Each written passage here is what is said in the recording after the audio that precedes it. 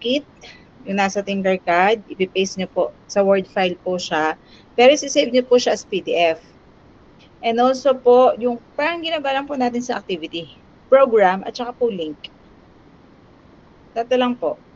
Yung circuit, program, saka po yung link. Hindi po kakalimutan, very important po yung link kasi hindi ko po ma-judge kanya pag wala po yung link. Then next po, yung combination ng keypad at saka ito po hindi na po ito. Ito po kasi ay hindi ko na po napapagawa sa inyo. Ito po kasi ang gamit dito ay touch switch. At ito na lang pong isa. Yung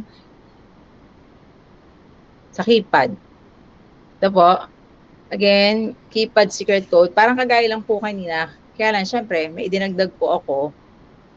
Okay, ito po yun. Lalagyan nyo po siya ng, ang gamitin nyo na po ay 2C. Gamit po kayo ng servo motor.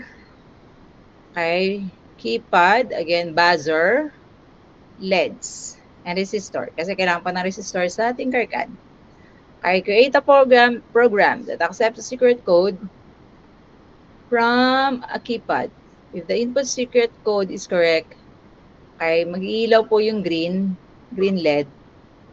Okay, with light and the servo motor rotates 0 degree. Para po siyang application ng safe. Okay, o kaya ng perang pintuan. Ay, yung servo motor mo siya yung pinakalock. Otherwise, buzzer will turn on for 5 seconds and red LED stay in lit. Okay, initially, the servo motor position is in 90 degrees. Naka 90 degrees po siya. Okay, and the red LED is on states. Okay, print the password entered, the red and green red status, the position of the servo motor, and the buzzer status in, palit na ko po ito ha, LCD po, in liquid crystal display.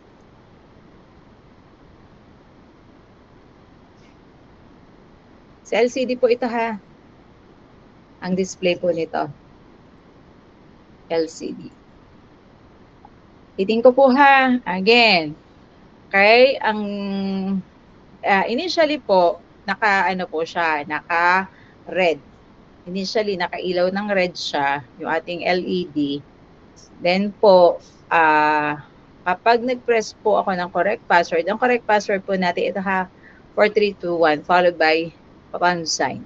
If that symbol is pressed, a prompt, enter the correct password and press. Okay po.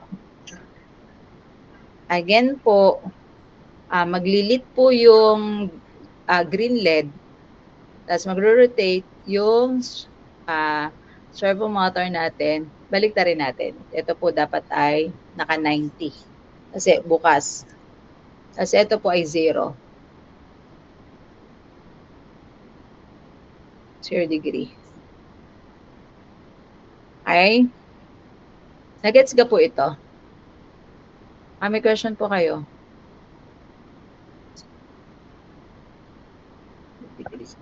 Questions po? Again po, pag mali, initially naka-red po yun ha.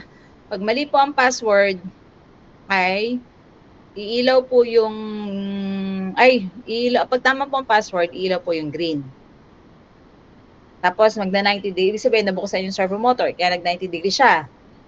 Kapag naman po mali, magtuturn nyo yung buzzer for 5 seconds. Pag mali, 5 seconds na po, tapos after 5 seconds, mamamatay. And red LED stays in lit, naka-red po siya. Okay, initially, the servo motor position is in 0 degree and the red LED is on states. Okay po, nagets ka po ako? Question po. Tapos po, after po nito, di green, red po siya.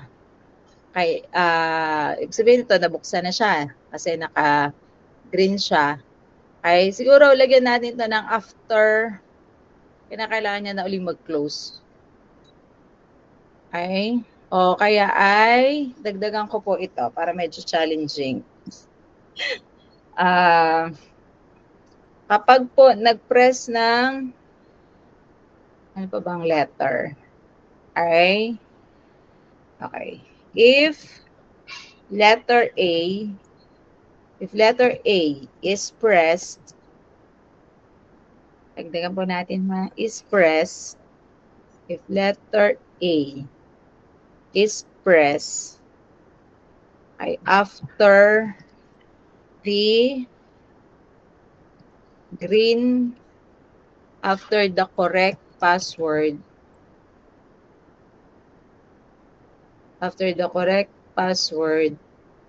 entered. Okay, if letter A is pressed after the correct password entered, the servo motor, parang pinaka-close na to. Hindi na po pwedeng bukas yung ano, the servo, parang pang-lock siya. The servo motor will return to 0 degree.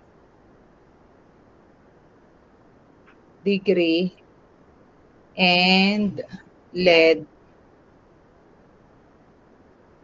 and red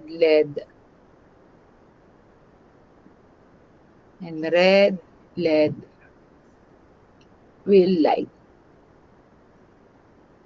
Okay po. Nag-enter naman po ng letter A. Di ba galing ako sa correct password? Dapat kailangan ko i-press ang letter A. Dapat magko-close na siya. Tapos magre-return siya 0 degree at magre-red yung LED. Agets po ito.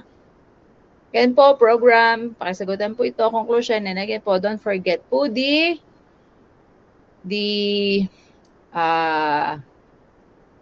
link. Re-upload ko po ito ha kasi may binago po ako dun sa program. Kayo po, questions? Questions po? Any clarifications? Itanong po ba kayo? Wala. Kaya ang exam nyo po, gusto nyo na po ba mag-start? Kasi pero binigay ko po ang exam ng 2:15. Or you want to start it na po? Or 2:15? Nakagive po siya ng 2:15. Ay, bakit November 2? Woo! Bakit November 2 to? November 8. Okay? 1 to 85 po ito. You want to start na po ba?